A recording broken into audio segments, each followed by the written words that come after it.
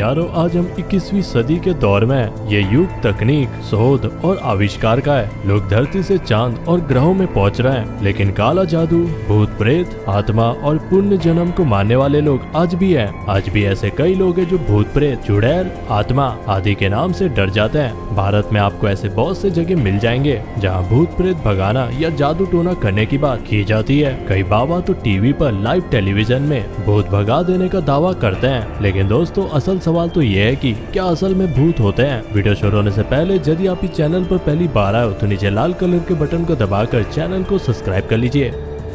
क्या सच में भूत प्रेत और आत्माएं होती है?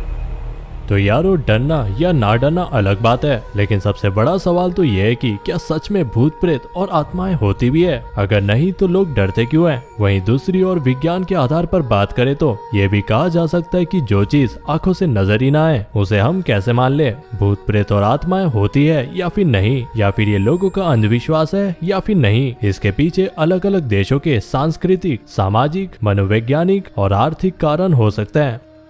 भूत प्रेत को लेकर क्या कहते हैं धर्म?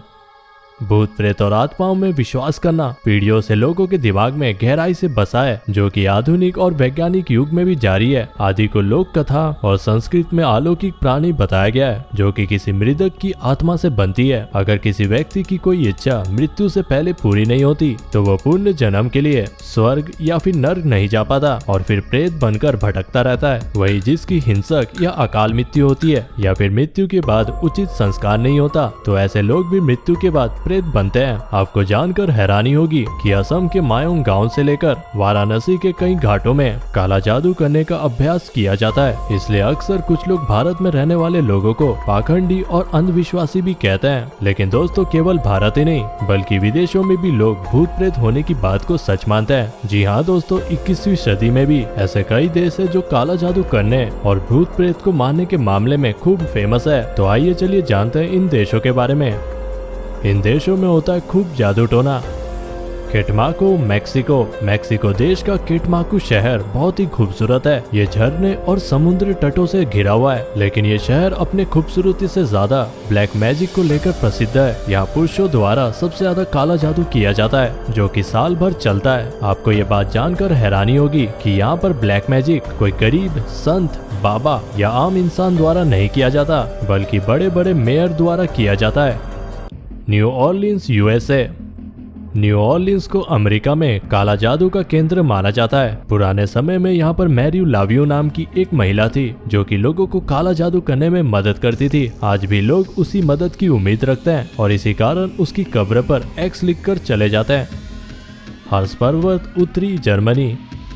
उत्तरी जर्मनी की हार्स पर्वत की सबसे ऊंची चोटी जादू टोना से जुड़ी है। लोगों का कहना है कि ये काला जादू प्राचीन सेक्शन भगवान वोर्डन के बलिदान के साथ शुरू हुआ। इतना ही नहीं, लोग तो ये भी कहते हैं हर साल 30 अप्रैल के दिन इस चोटी पर चुड़ैल आती है। फिलीपींस। फिलीपींस शहर को भी काला जादू या जादू टोना के लिए भी जाना जाता है। हालांकि यहाँ पर ब्लैक मैजिक अच्छे या फिर बुरे दिनों के लिए की जाती है। इस देश में लोग जादू टोना को कुलम कहते हैं, वहीं इसका अभ्यास करने वालों को मंगू कुलम कहते हैं। मंगू कुलम यानी जादू टोना सीखने वाले लोग अपने दुश्मनों को नुकसान पहुँचाने के लिए जादू टोना करते हैं। इसमें वुड गुड़िया के जरिए जादू टोना काफी आम है। दोस्तों यदि आप ऐसी और वीडियोस देखना चाहते हो तो चैनल को सब्सक्राइब कर लीजिए, वीडियो को लाइक कर दीजिए और इस वीडियो को शेयर करना मत भूलिएगा।